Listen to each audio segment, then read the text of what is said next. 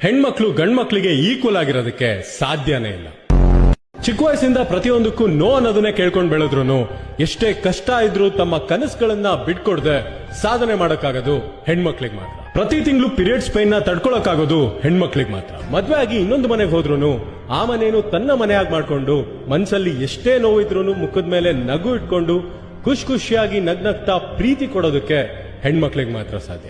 9 months pregnancy, delivery, ಈ ಮಧ್ಯೆ ಆಗೋ ಫಿಸಿಕಲ್ ಅಂಡ್ ಎಮೋಷನಲ್ ಚೇಂಜಸ್ ನ ತುಂಬಾ ಸ್ಟ್ರಾಂಗ್ ಆಗಿ ಹ್ಯಾಂಡಲ್ ಮಾಡೋದಕ್ಕಾಗೋದು ಹೆಣ್ಮಕ್ಳಿಗೆ ಮಾತ್ರ. ಇಷ್ಟೆಲ್ಲಾ ಸ್ಟ್ರಗಲ್ಸ್ ನ ಹೆಣ್ಮಕ್ಳು ಹ್ಯಾಂಡಲ್ ಮಾಡೋಷ್ಟು ಈಸಿ ಆಗಿ ಗಂಡ್ಮಕ್ಳಿಗೆ ಯಾವತ್ತೂ ಹ್ಯಾಂಡಲ್ ಮಾಡಕ್ಕಾಗಲ್ಲ. ನೆವರ್. ಗಂಡ್ಮಕ್ಳಾಗಿ ನಾವು ಮೆಂಟಲಿ ಅಂಡ್ ಫಿಸಿಕಲಿ ಸ್ಟ್ರಾಂಗ್ ಆಗಿದ್ದು ಹೆಣ್ಮಕ್ಳು ಇಷ್ಟೆಲ್ಲಾ ಸ್ಟ್ರಗಲ್ಸ್ ಪಡ್ಬೇಕಾದ್ರೆ ಅವರ ಜೊತೆಗಿದ್ದು ಅವ್ರನ್ನ ಅರ್ಥ ಮಾಡ್ಕೊಂಡು ಆದಷ್ಟು ಕೇರ್ ಮಾಡಬೇಕು. ಅಂಡ್ ಫೈನಲಿ ನಾವು ಗಂಡ್ಮಕ್ಳಾಗಿ ಹೆಣ್ಮಕ್ಳನ್ನ ಪ್ರೊಟೆಕ್ಟ್ ಮಾಡೋ ನೆಸೆಸಿಟಿ ಇಲ್ಲ, ರೆಸ್ಪೆಕ್ಟ್ ಮಾಡಿದ್ರೆ ಸಾಕು, ಅವ್ರನ್ನ ಅವರೇ ಪ್ರೊಟೆಕ್ಟ್ ಮಾಡ್ಕೋತಾರೆ. ಯಾಕಂದ್ರೆ ಹೆಣ್ಮಕ್ಳೇ ಸ್ಟ್ರಾಂಗ್ ಗುರು.